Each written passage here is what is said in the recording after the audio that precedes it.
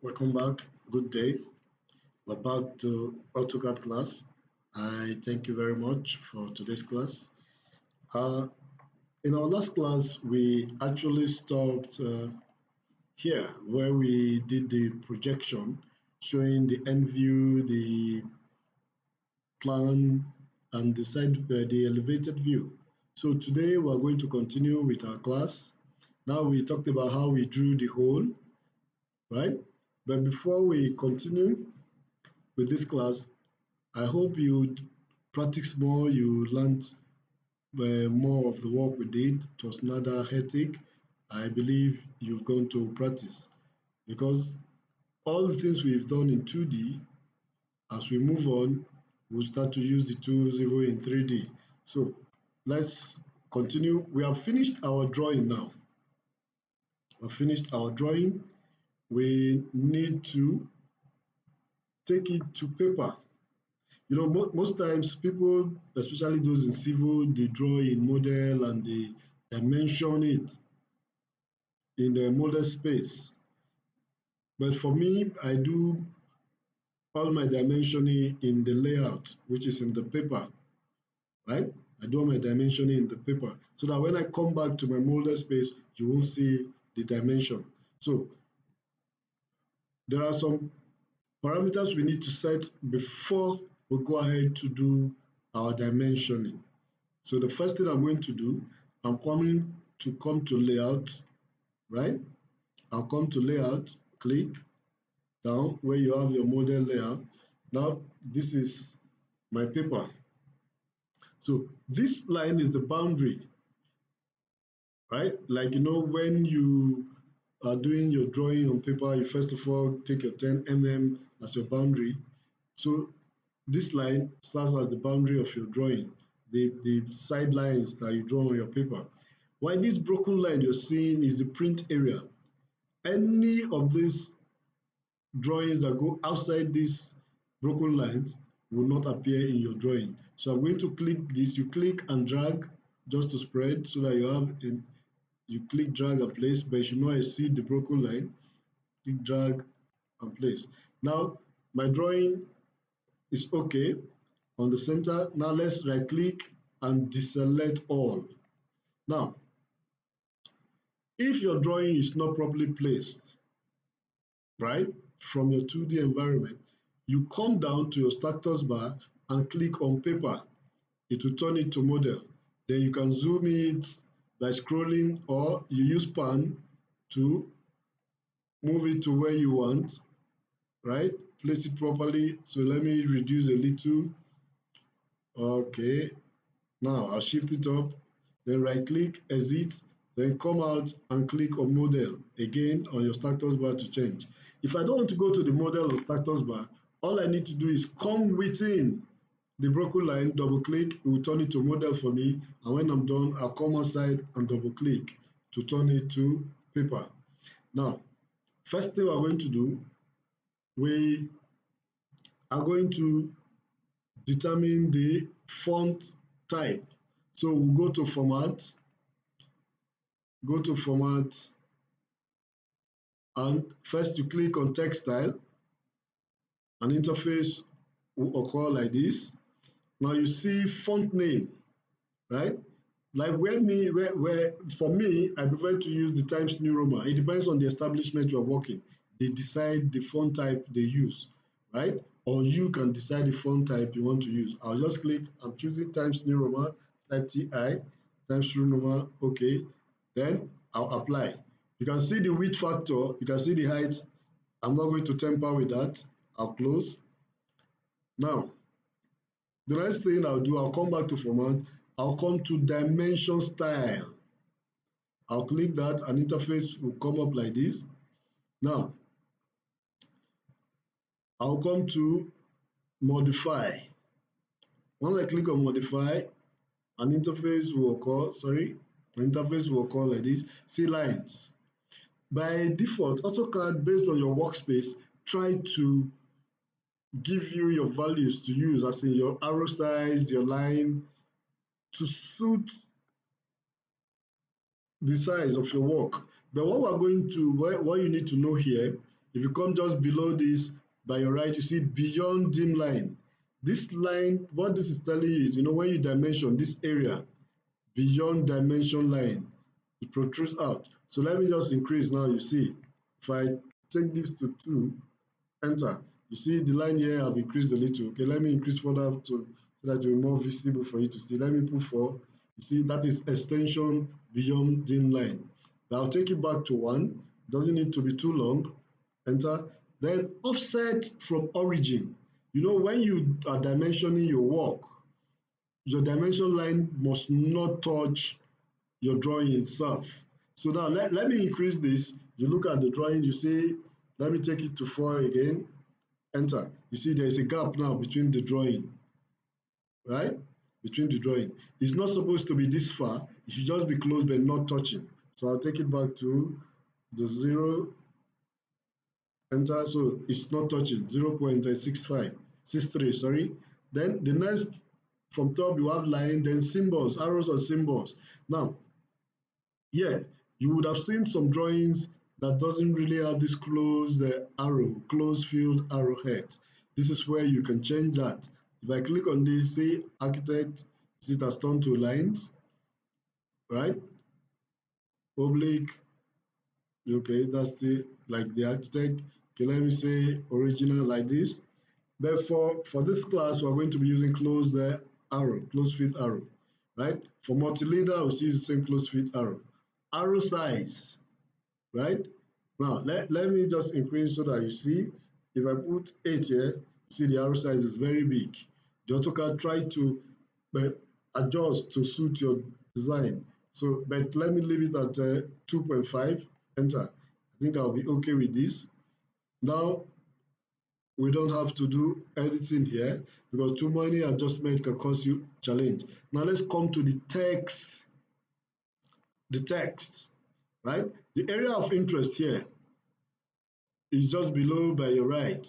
You see align text. If I click on horizontal, you see now it's eating into those, especially those slant, those vertical. You see it's eating into the drawing. So the best to select in this text align is align with dimension line.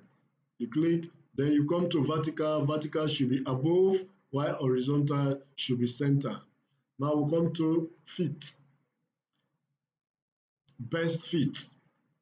Right, we'll leave it as best fit. Right? Then you come to primary unit. Now we can take it to 0.02 in our primary unit. But again, when you're doing your design for fabrication, it is better to use absolute value. Because when you start putting decimal, the technician or the technical staff that is going to handle, or the artisan that is handling for you, is going to be measuring with precision. So you may have a challenge getting those 0.00. So the best bet is just to take it to absolute value, right? Then the alternate unit, if you need to use that, tolerance. So preferably we just stop here with the text, we say okay, and then set as current, and we'll close. The last thing we're going to do, we're going to come to the layers, and you see, sorry, I didn't create dimension line here now, so let me quickly create that. You see, while you work, you can create layers while you work. You may not necessarily create your layers once and for all. As you need them, you create them, right? So now, I'll just click for new layer. Then I'll call it dimension line. Sorry, let me right click to rename it. Dimension line. All right. Then the line width will have to change. It's continuous. The line width will have to change. It doesn't have to be as thick as my outline. So I'll click this and say OK. Then I'll set it as current, then close. Now I want to dimension this. Now I'll come to dimension. I'll use align, right? Linear, sorry, I'll use linear. Click here. So that is that. Right click, repeat linear, and click, then move up. So let's make it bold so that you see. That's for that. Then for circle. So for my circle, I'll come here and come to radius or diameter. Let me pick diameter. click, select the circle, and move out. So that's my diameter. I can decide to use radius. Okay, let me use radius for the one under. Radius, I'll pick radius of 10. Now there are two different circles. You can see this is diameter of 10, while this is radius of 10. Now, if you projected correctly, this circle is what we have as broken line here. You don't need to redimension this, but in order for clarity to be sure what you've done is correct, I'll do linear. That means from here to here is supposed to be 20, right? Because the radius was 10. So now, to dimension this beveled area, right? You know you're taking it for construction. You can actually dimension this separate, but most times you see the dimensions come like this, right? Then let's repeat, right? But this distance here, to dimension this beveled part, when you have slant height, to dimension any slant height, you use aligned. If I pick on aligned here and here, you see it's aligned. But what I've done now is wrong. Your dimension lines are not supposed to cross each other, right? So I'm just using this to show you as emphasis. Okay, let's remove these two. I'll delete this and delete this. This is actually showing us the length of this line. It's not talking about the height. So during design and construction, to create this part, you don't need this dimension to do that. So I'm going to remove this dimension. The dimension you actually need for this part to come out is what I did before. While we do linear, now I'll take from here to here, that's the 15, right? Then repeat linear, I have to take it from here to here and move up, right? Then repeat linear, we have to do now.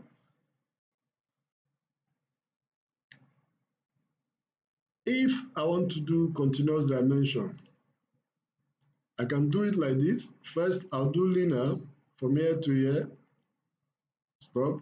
Then I'll come back to this and say it should be continuous. You see, it's going to start from where I last stopped.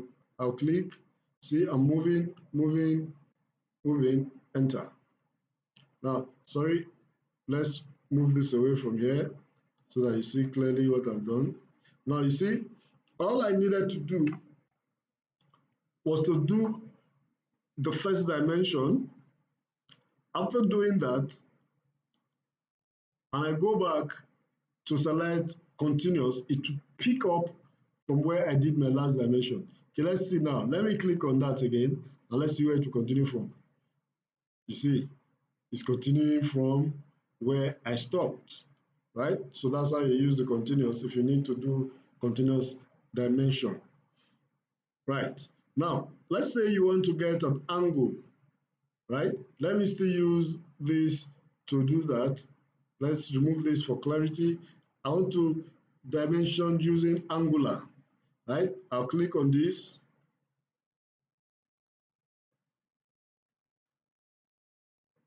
You see, to this line, this angle is 35 degrees. That's is beveled at 35 degrees. Let's repeat that angular. I want to do something here and pick this. You see, it's beveled at 35 degrees. This line to the horizontal is 35. To the vertical is 35 degrees. That's how you get for angular. Thank you very much for this. I believe we'll go and practice more on the dimensioning, right? Thank you. So let's go back to our outline and see where we are. Now we've talked about, okay, using dimension style. Now, adding text and symbols and multi-leaders. Today we're really dealing with a dimension, right? So let's come back Let's come back. I've shown us how to do the dimension panel. That's okay. And we've talked about using the dimensions layer. That's where we went to pick the dimension layer. Then we talked about the dimension panel. That's why I opened and we used the dimension style, right? Now, let's also show us using the dimension panel. Let's come back. Then from there, we'll talk about symbols and we'll talk about adding text, multileader. Then we will probably close for today. So I'll come back here. Sorry, this is where we are. Now, you see your ribbon, this ribbon. When you want to write in AutoCAD, it's called annotation, to annotate. And your annotation deals with your numbers and letters. So we'll come to the ribbon and click on annotate.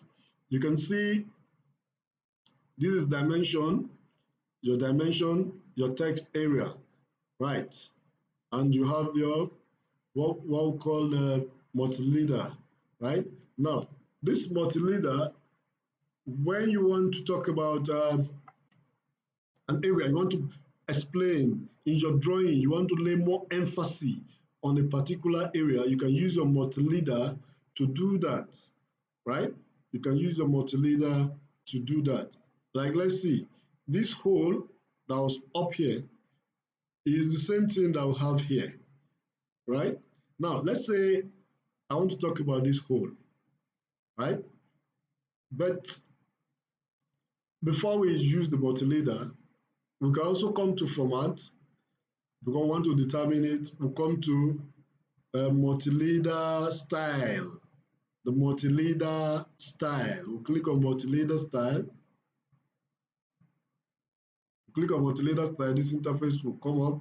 The same way we did while dimensioning, we'll click on modify, we'll click on modify, right?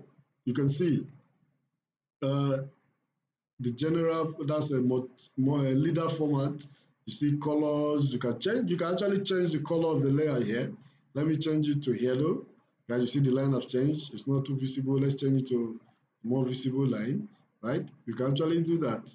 You can see the arrows we talked about, right? You can see, you can make it spline. Let's see if we make it spline. You see the way it is.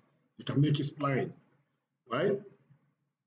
So you can say none. It's no more there. So you can write without, but you need to lay emphasis. So there has to be, let's put a straight line, right? Okay, then structure. Now try as much as possible not to change a lot of things here. But come here, you see landing setting, automatic, include automatic landing. If I remove this, you see now here, there's no more that protruding line. No more protruding line because I removed automatic landing. If you put automatic landing, you're seeing this line. Once you click and you start writing, it will show the line, right? Then content. Now you've seen some content with an arrow pointing as multi-leader, and you see it framed. Like you can say always justify to left and frame. So it will draw a box around your message or your write-up. So I'm going to, okay, for emphasis, let's leave it at this. I'll say okay, then set as current and close. Now, to dimension now. So let me pick multi-leader. I'll come here. I want to lay emphasis on this hole. I'll come and click. Then it will ask me to type. You see the ribbon has changed, right? You see the ribbon has changed. Now, I want to put symbols. If you look at the ribbon, you see here symbol. I'll pick the symbol of diameter. Diameter is showing now. You see diameter of 10, right? So let's say hole, diameter of 10 through the face or through the block.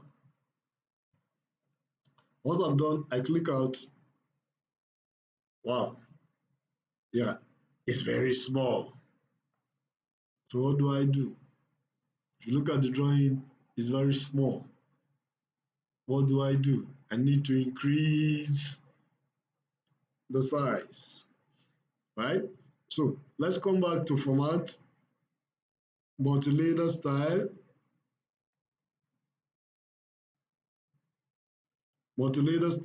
modify. This time, content, text height. Let me increase my text height, right? I'll increase my text height.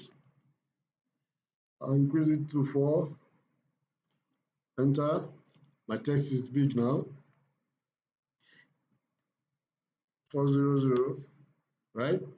Now, this is okay. Let me still explain something here because, like I told us, I use common mistake method. Now, you see, this is attached to the left middle top line, bottom top line, underline. You can actually underline, that is the attached to the left attachment. Now, the right attachment, you can also pick the same thing, right? This is the landing gear, the landing gap between the right up. So now I'm going to change the arrowhead, right? I'll change the arrowhead. Let me increase the arrowhead. Okay, let me leave it at that so that it will be big. Then set as current and close. Now let's come back. You see, it has increased, right? Now, you see now, that 4 is quite big, right? It's quite big. So what do I do? That means I need to reduce. So when you're doing this, I'm trying to make you not cram, right? Once it does not meet what you want, but with time, when you get, when there's a level you get to, you don't need to even, at a glance, you can pick it.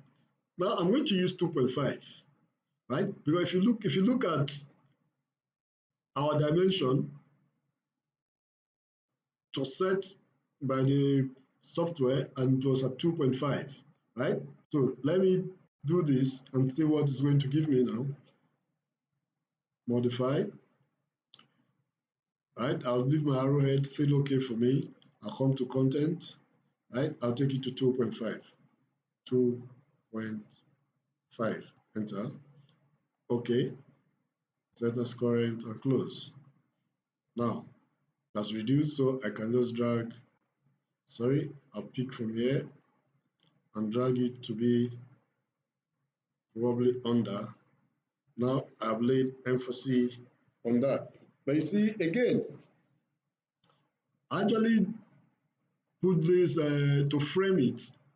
It's not looking too nice with the framing. So I'm going to remove the frame. I'll come back, mod the style, modify, content, remove frame, or just remove justify, okay, set as current, and close. Now I'm good like this. So this is this. Now we inserted the symbol. You can insert symbol. Now let's write. When you want to write in AutoCAD, if you look at the ribbon, you see multi-line text. Once you click down, you see multi-line text and single line text, right? For me, most times I always like to use single line, right? But let's start with the multi-line. If you click on multi-line, it will ask you to specify first point. So let's say we want to write somewhere here. I'll click. Then it will ask you to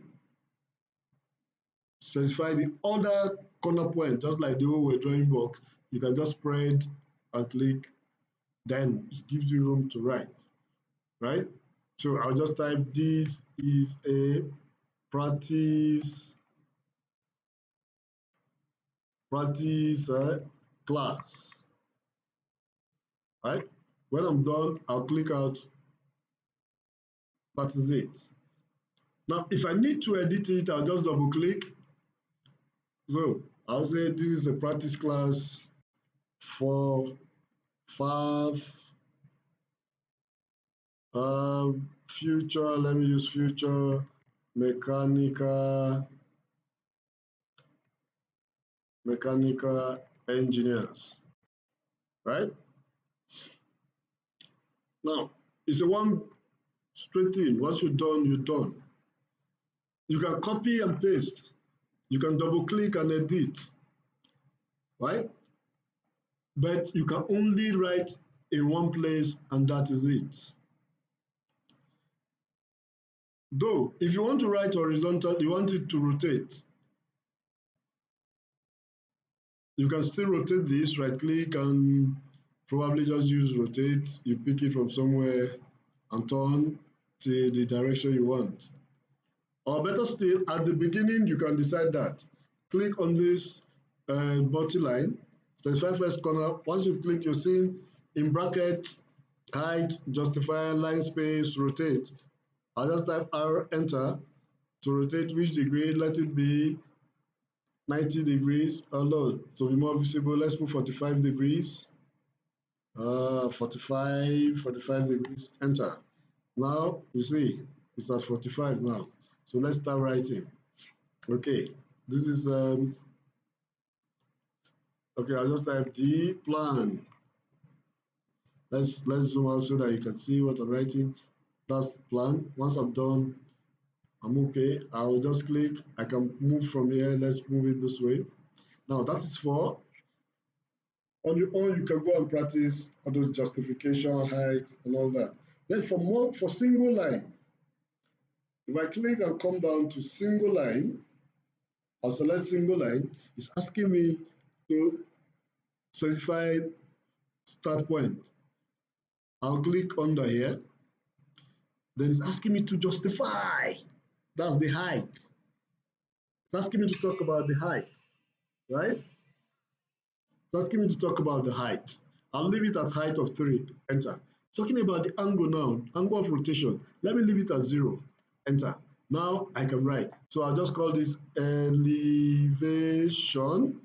Once I'm done, I'll click out. You see, it's following me. I'll come here and click. This one will be my end view. End view. Then I'll come here and click. This is my plan, right? When I'm done, I'll click out first, then right click out and escape, right? You see, there's something that's happened now. See this is here. Now you see, it did not actually stay where I wanted, so I can now move them. I can now move them to where the location I want them to be. But you see the first one stayed in exactly the position, but the others shifted. That is not a challenge, you can move. But for multi-line, it will stay in the exact location that you want it to stay. So that is dimensioning for us and using Multiliner and adding text. We have used Multileader and we've done for symbols, right? So let me just do one or two more symbols for you to get while writing, right? Let's say I pick the single line, right? Click, 3, enter, enter. Now I can write what I want to write now. Now there's something I'm looking for. So let's start. Let's say the projection or the projected drawing.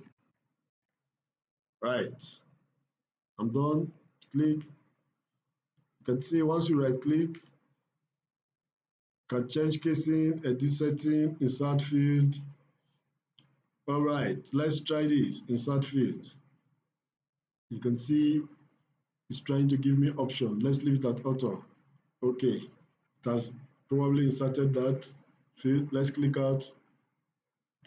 Now, once you click out, you escape. See what it has brought. That's why most times I don't just bother about inserting field. I'm just trying to show you that for clarity sake to see, because I know I did that right click, I didn't really do anything. Now we can actually do our drawings. When we're done, we can right click to edit the work that we have done. That's the text we have added, right? We can actually do that. Now, let's escape, enter, I'm done. I'm actually looking for the easiest way to show you what I wanted to do, right? Now, let's see how we can add or justify this. If I right click and say edit, see how my ribbon has changed. There's some information saying standard, saying ISO 25, saying the height of this. Those are information that you may actually don't need to always change or bother yourself about, right? Because at times, many of us, we get curious, I want to add some information. Let me just press enter. And most times, while writing, you need to be careful, because when you change so many parameters, it becomes difficult for you to move on. So try as much as possible to reduce what you change. Now, because of the limited time we have, we are going to stop here for today. Thank you very much. Till we meet again next time. Thank you.